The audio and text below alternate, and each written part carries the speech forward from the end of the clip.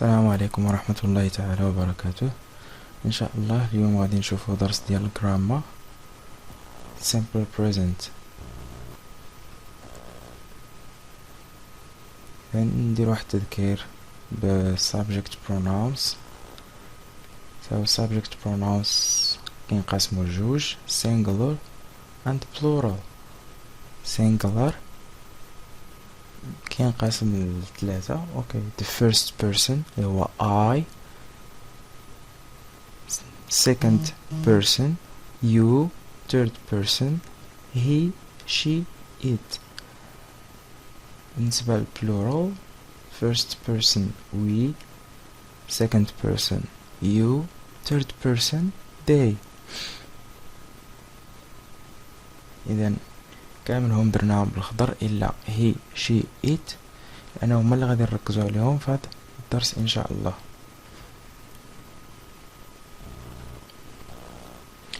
إذن affirmative form، نشوفو affirmative form، نشوفو لا فورم ديالو اللي هي subject plus verb plus complement.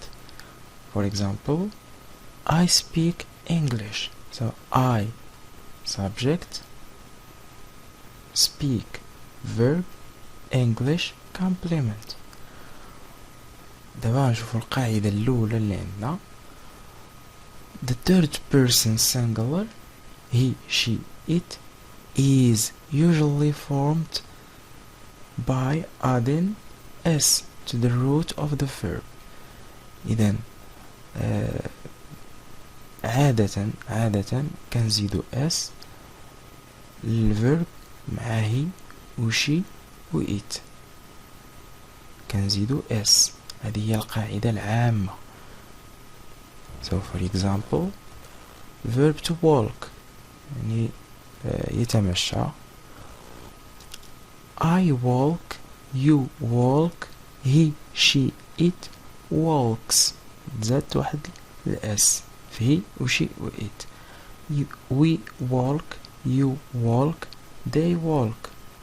يعني مع قاع subject pronouns كيبقى الverb كيف ما هو إلا مع he و she و it. في القاعدة العامة وعادة كنزيدو s. عندنا بعض الحالات الاستثنائية. نشوفو الحالة الأولى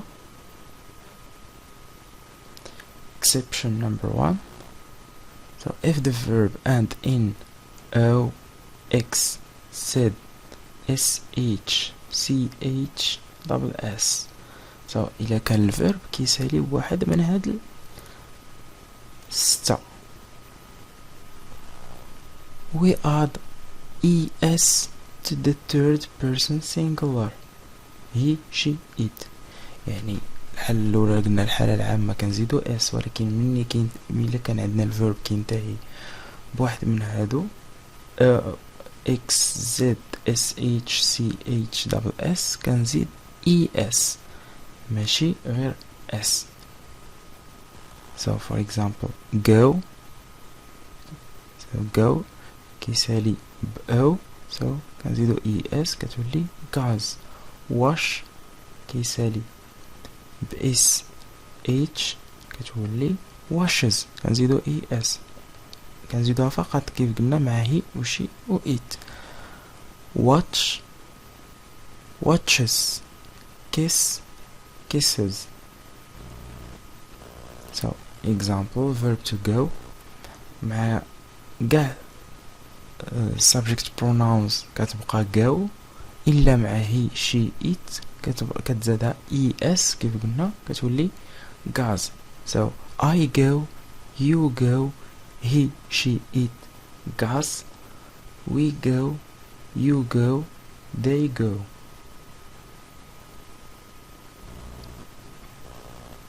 Exception number 2. If the verb end in consonant followed by y.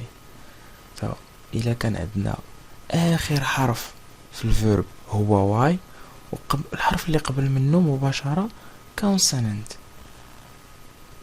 باش نفرقوا الحروف عادة لا في اللغة الفرنسية ولا في اللغة الإنجليزية كينقسموا consonant and vowels. اوكي سو باش نعرفوهم هما الفاولز عندنا لتحت او يو اي اي اي. من غير هاد الحروف راهما consonant. اي حرف من غيرهم راهو consonant. سو اذا كان الفيرب كينتهي بواي يعني اخر حرف فيه هو واي والحرف اللي قبله مباشرة consonant ما يكونش vowel. So we remove y and add ies to the third person singular he she it. يعني غادي نمسح ولا غادي نحيد هذيك واي نحذفها وغنزيد ies. for example cry كتسالي بواي وقبلها r consonant. so we remove y غنحيدو ديك y وغادي نزيدو ies. fly كذلك كتنتهي بواي وقبلها l consonant. so غنحيدو y ونزيدو ies flies. في حالة إلا كان الحرف اللي قبل vowel ماشي consonant for example play يعني كتنتهي بواي وقبل منها a سو كنزيدو غير s كتبقى الحالة الأولى.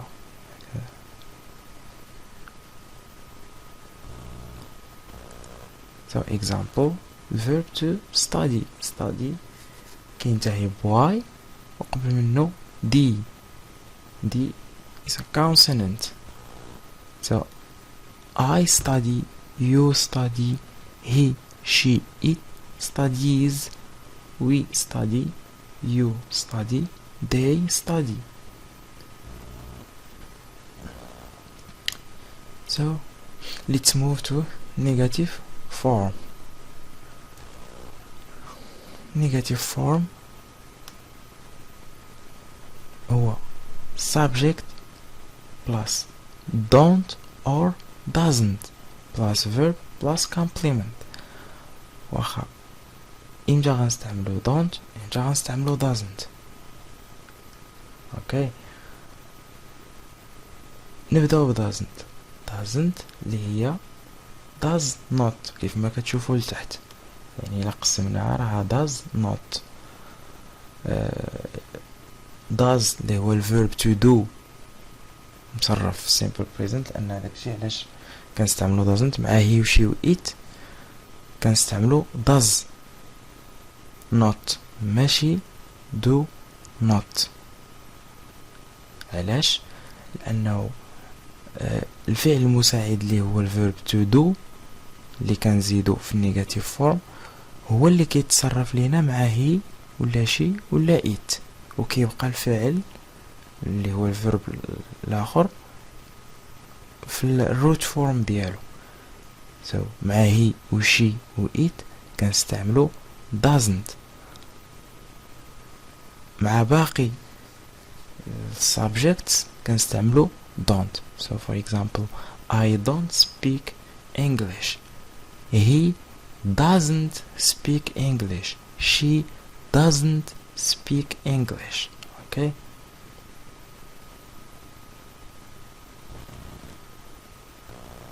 so question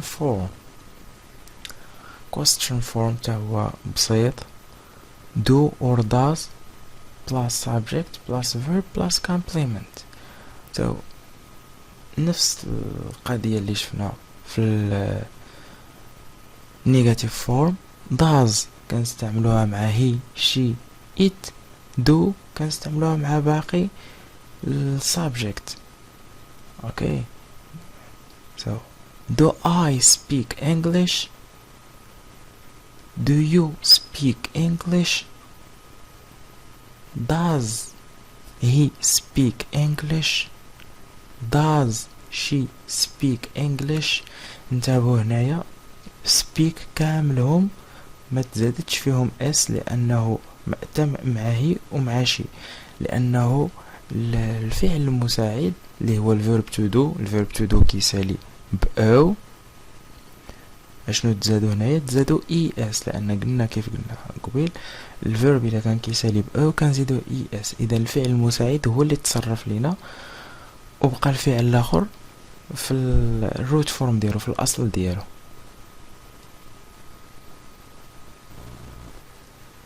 اذا في الاخير بقاو لنا جوج ديال الفيربس اللي ما كتطبقش عليهم القواعد اللي شفنا، يعني هادو كيتحفظوا راهم بساط.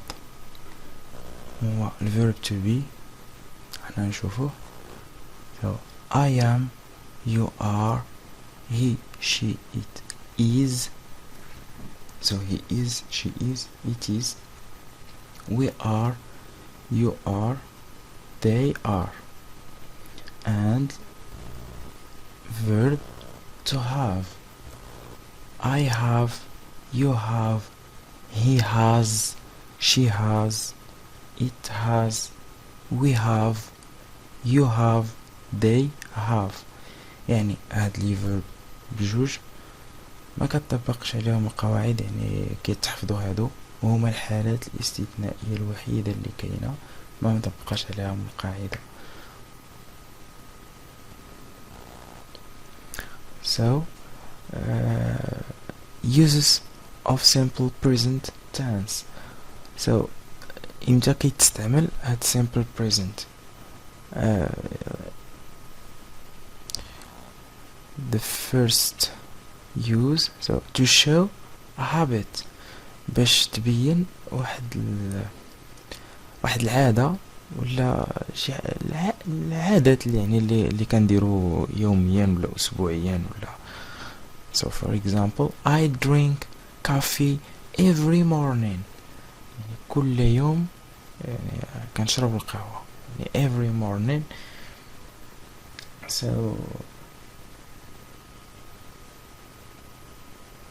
اي عادة من العادات، يعني ملي كنبغي نكتب ولا نعبر عليها كنستعمل simple present. okay so number 2 to express a general truth، يعني باش نعبر على حقيقة ثابتة ما يمكنش لها التغيير. okay for example water boils at 100 degrees، الماء كيغلي في 100 درجة حرارية. هذه يعني معلومة علمية ثابتة ما يمكنش التغيير. إذن فاش نبغي نعطي معلومات بحال هكا كنستعمل simple present. for example the cat has 4 legs، يعني القطة عندها 4 ديال الرجلين، يعني حقيقة ما يمكنش لها التغيير.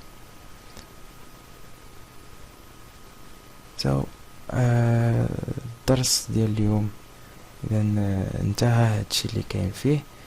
نتمنى انكم تكونوا فهمتوا، والى درس اخر ان شاء الله.